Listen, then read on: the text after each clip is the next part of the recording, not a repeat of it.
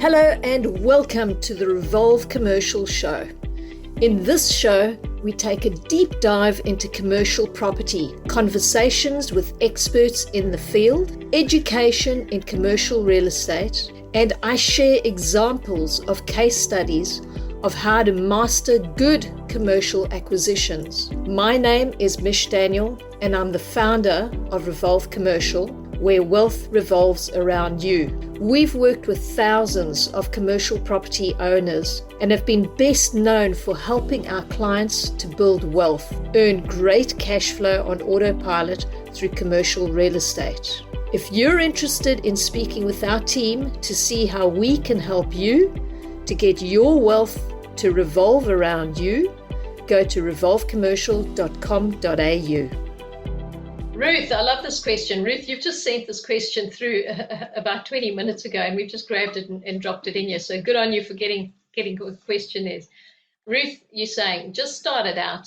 I'd like to know your thoughts on the weight associated with differing factors in property being considered, i.e. length of lease versus expected return versus capital gain. Okay, let's just answer one thing at a time. Okay, so Ruth, length of lease, absolutely. We like the longer lease you can have on a property, the better the value. Also, very depending on how long their tenant's been there and how long they are prepared to sign up for. Okay, the expected return would be very much dependent on what the going rate is. Now, let me give you an example.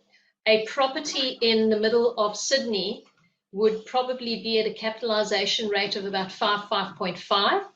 If it is an ASX listed property, that property is probably going to be closer to about 5% yield, net yield, which means that you're going to pay a lot more for it, okay? Versus a property that's a little bit more regional. So if you're looking at a property that is more regional, you're going to get a higher yield, but your risk level is going to be higher.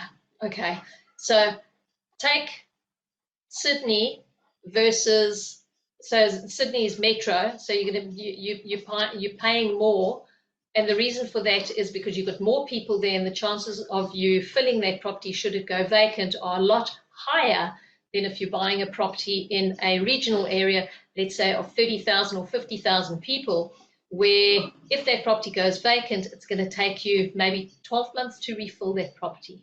Okay, so that is very dependent on what type of property it is and what kind of return you can expect.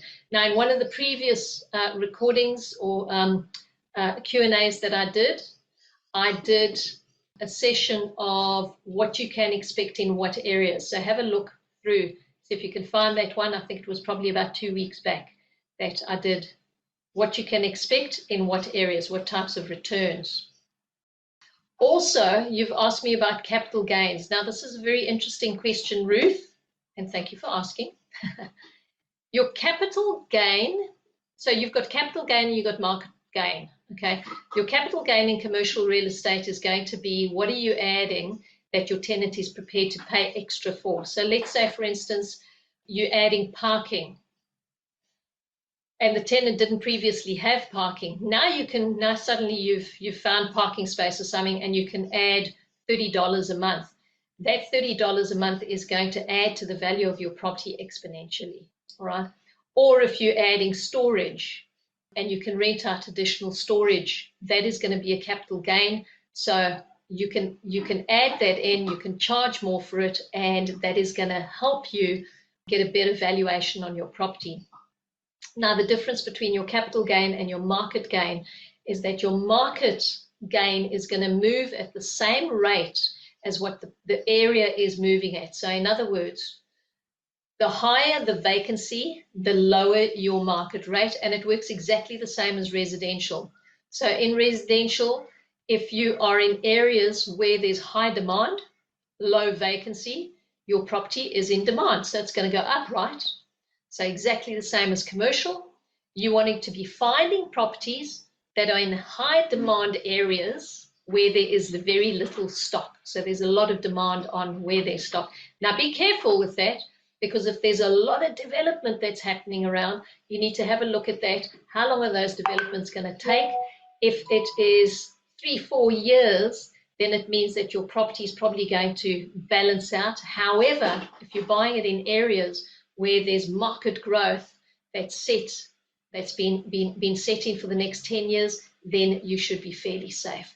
So, Ruth, hope that is answering your question over there. You've made a comment, living outside of Queensland, I've only just become aware of flood and non-flood areas. Right. Assuming more risk in flood-prone areas, hell yes, we'll come to it. How much cheaper should you be buying a property located in a flood area? Great. Okay.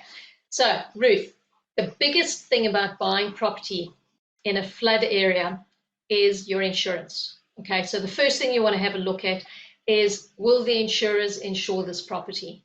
Now, depending on the type of property, depending on what the property is structured out of, if it is tilt slab, concrete, without anything that can get damaged to a certain height, 9 times out of 10, you will get insurance on it, depending on how high that flood is going and where the location is and the type of structure.